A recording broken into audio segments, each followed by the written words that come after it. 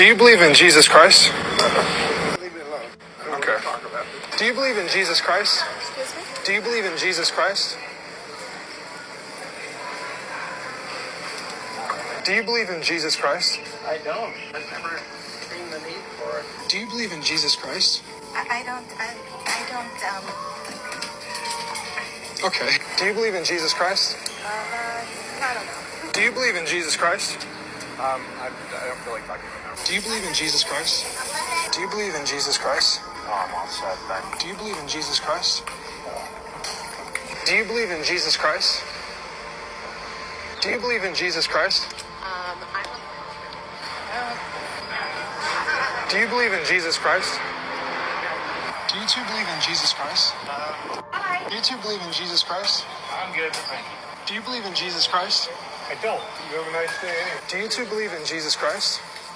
Ano ba ang mangyayari sa isang tao kapag nireject niya yung gospel ni Jesus Christ? Or kapag namatay siyang nire-reject niya si Jesus? Sabi, whoever has the Son has life. Meron daw life. Whoever does not have the Son of God does not have life. So malinaw dito na kapag namatay po ang isang tao na walang Jesus sa buhay, mapupunta siya sa impyerno. Let me clear that again. Lahat po ng tao papunta ng impyerno. Kahit po tayo nung hindi pa natin nakikilala ang Panginoong Jesus. Bakit? Dahil sa kasalanan. Ang kabayaran ng kasalanan ay kamatayan. Di ba alam niyo po ang verse ng John 3:16, For God so loved the world, sobrang famous ng verse na yan. Pero pag binasa niyo yung sumunod na dalawang verse 17 and 18, nakalagay na doon yung sagot. Sa verse 18, sabi dyan, whoever believes in Jesus is not condemned. But, ano daw, whoever does not believe is condemned already. Tandaan niyo yung keyword dyan, already. So, whoever believes in Jesus is not condemned. Hindi daw condemned pag naniwala kay Jesus. Pero, kapag hindi ka naniwala kay Jesus, condemned ka na already. Bakit? Kasi condemned na tayo in the first place. Tayong mga tao, ang default po natin, papunta tayong impyerno. Dahil sa kasalanan, kaya nga sabi niya, no, is condemned already because he has not believed in the name of the only Son of God. Ano pong meaning nun? Sobrang bold po ng claim ni Jesus nung sinabi niya, I am the only way to the Father.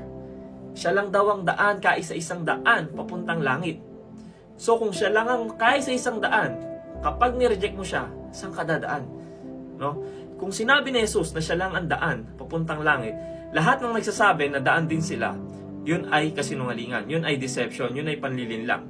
Dahil malino sinabi ni Jesus, I am the way, I am the truth, and I am the life. So pag sinabi niyang I am the way, siya lang ang daan. Lahat ng ibang nagkiklaim na sila din ang daan, that's kasinungalingan.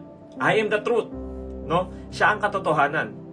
Yung nagsasabi ng iba na sila rin ang katotohanan, o yung mga Diyos-Diyosan, hindi totoo yon. Dahil si Jesus ang katotohanan. No? Siya rin ang buhay. Siya ang kayang magbigay ng walang hanggang buhay sa atin. So let me share the gospel to you. Ano ba ang gospel?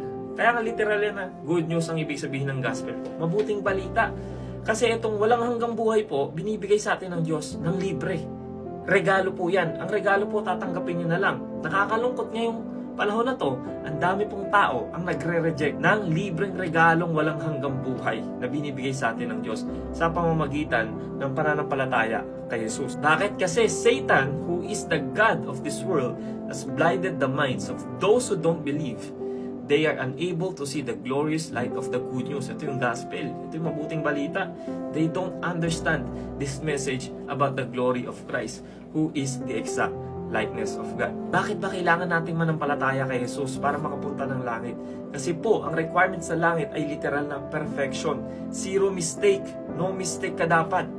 Because God is holy, perfect, and righteous. Imposible nga sa ating mga tao yun. Dahil makasalanan tayo, lahat tayo nagkasala. Sabi sa Bible, imposible sa tao makapunta ng langit. Kahit gano'n ka pa kabuti, kahit gano'n ka pa kadaming tinulungan ng mga charity, nag-donate sa ganito, ganyan, hindi mo kayang i-earn yung salvation mo. Kaya nga tawag dyan, gift, grace. Kasi binibigay lang sa atin yan. Okay? Kung literal na perfection ang requirement sa langit, paano tayo magiging perfecto? Hindi po natin kaya. Kaya po nagkatawang tao si Jesus, namatay, nabuhay muli. Okay? He defeated sin, death, and Satan. Kapag nagkaroon po tayo ng repentance, again, repent in Greek word is metanoia, meaning change of mind. Change of mind from unbelief to belief. Yun lang naman po makakapagpapunta sa tao sa impyerno. Unbelief. Diba? Unbelief nila kay Jesus Christ.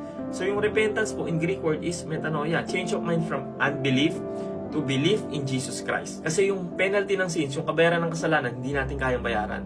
So once nagkaroon tayo ng true and genuine repentance, true and genuine faith in Christ as our Lord and Savior, doon natin matatanggap ang gift of salvation. Doon mo marireceive ang Holy Spirit. Doon natin masusuot yung garment or yung damit ni Jesus Christ, yung righteousness niya. Because Jesus lived a perfect, sinless life. No? Kaya kapag dating ng Judgment Day, haharap tayo sa Diyos, suot-suot nating damit ay yung garment ni Jesus Christ, yung righteousness niya. Kasi nga, ang requirement sa langit ay perfection. No? And we are God's righteousness in Christ Jesus. So, imbis na ikaw ang makita ng Diyos, si Jesus na ang makikita niya sa'yo. Yung righteousness na ni Christ, yung makikita niya sa'yo. Kaya nga siya lang ang daan papuntang langit. That's the good news po. Bad news is we are all going to hell. Good news is Jesus take the human form and died, resurrected after 3 days, so that we can have a way to be reconciled to the Father. Napakabuti po ng Diyos, diba? Yan ang good news. Kaya today, if you hear His voice, do not harden your hearts.